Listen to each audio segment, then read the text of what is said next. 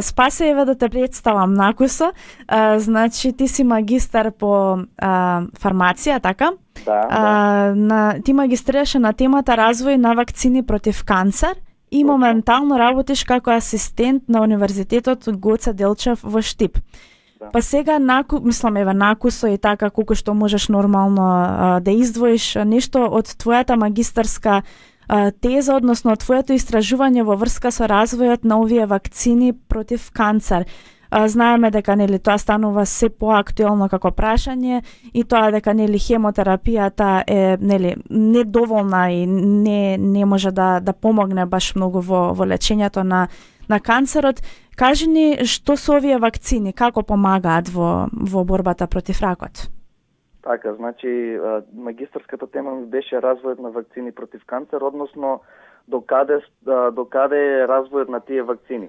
За разлика од традиционалните или превентивните вакцини кои што ги даваме генерално кај здрави индивидуи, вакцините против канцер се даваат кај пациенти кои веќе се заболени од канцер. И целта на тие вакцини е тренирање на имуниот систем за тие да го уништат канцерот, односно на вештачки начин да се даде адресата на живење на канцерните клетки, за да може самиот имунитет да може полесно и поефикасно да ги уништи самите канцерни клетки. Или со други зборови кажено, лекот против канцер е скриен во нашето тело, но е скриен и токму целта на вакцините против канцер е за да можат полесно да го откријат канцерот и за да можат полесно да го уништат. Секако, развојот на вакцините против канцер е доста долг.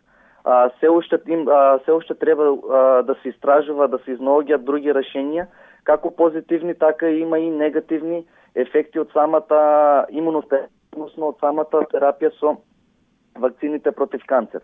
Но токму науката и фармацијата се темели на повеќе на имунотерапијата, односно на тренирање на самиот имунитет. Дали тоа ќе биде како активна имунотерапија, дали ќе биде тоа како пасивна имунотерапија.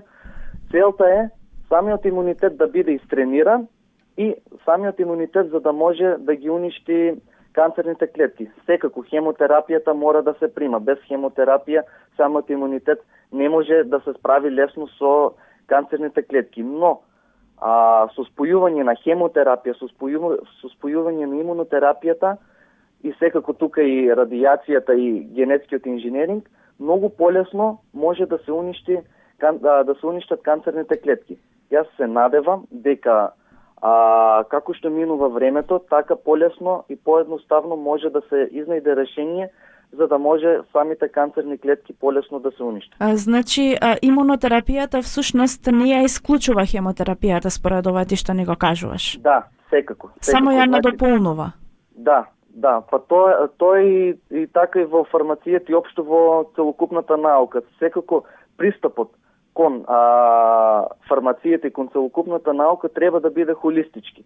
Барам тоа сите го зборува, така и јас ја гледам целата таа работа. Холистички, односно сите работи едно со друго да се надополнуваат. Хемотерапијата да се модифицира на тој начин што да биде колку што е можно поефикасна и колку што е можно да има помалку несакани ефекти. За да го постигнеме сето тоа, мора да направиме комбинација и од хемија, и од биологија, и од имунологија, и од физиологија. И за тоа да се постигне, мора пристапот да биде холистички. Спаса, кажи ни, кои се негативните страни на имунотерапијата? Какви сайд ефекти може да предизвика? Така, значи, најпрво треба да спомнеме дека при појавување на канцер имаме дефицит на имунитетот, односно имуносупресија. Самиот канцер, за да се заштити од имуниот систем, врши негово инхибирање. И целта на имунотерапијата е да се активира самиот имун систем. Сега, негативната страна кај имунотерапијата е преголемо активирање на самиот имунитет, односно имунитетот да стане премногу агресивен и за да може да уништува ем канцерни клетки, ем здрави клетки. Тоа е една од најчестите несакани ефекти при имунотерапијата. Така, кажи ни, Спасе, каква е ситуацијата кај нас со имунотерапијата? Дали е започната да се применува на некаков експериментален начин или се уште сме во некоја рана фаза? Па се уште сме во рана фаза. Имаше донација од Куба за кубанската вакцина Симавакс, која што се користи при третман на канцер на бели дробови, но за жал не беше успешно, не се спроведа никакви експерименти тука, никакви клинички студии, иако во светот сите тие клинички студии што се направени за вакцината Симавакс се прифатени. Се надевам дека тоа нема да биде се така, се надевам дека во скоро време ќе почне барем за активната имунотерапија да се применува и тука кај нас. Да се надеваме дека еве стручњаци како тебе ќе дадат поттик малку повеќе да се започне со оваа пракса и кај нас, нели, со овакви клинички испитувања и нели, нормално да им се помогне на луѓето да можат, нели, да продолжат да живеат со оваа болест. Да, се надевам и јас. Навистина одлична тема си одбрал за твојата магистарска работа. Ти исто така имаше некаков студиски престој во Русија. Ако можеш ева со нашите слушатели да споделиш какви искуства понесоа таму. Да. Значи, нашиот универзитет Гоце Делчев од Штип има склучено договор со универзитетот во Самара во Русија. И традиционално секоја година се пуштат студенти од општа медицина, дентална медицина и фармација на студентски престој во Самарскиот универзитет. Јас имав честа ова лето, ова година, да бидам на студиски престој заедно со други 10 студенти, како од фармација, така од општа медицина и дентална медицина. Студискиот престој беше одличен. Можам да кажем дека искуството од таму е навистина големо и секако целта на овој студиски престој, освен тоа што е за усовршување на професионален план, исто така е за запознавање на руската традиција и култура и за запознавање на руските студенти.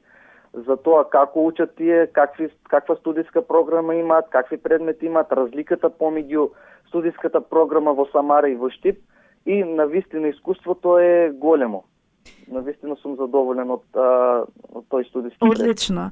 А сега ти, значи, работиш како асистент на универзитетот Гоце Делчев во Штип, па кажи ни какви активности се случуваат таму на твојот оддел?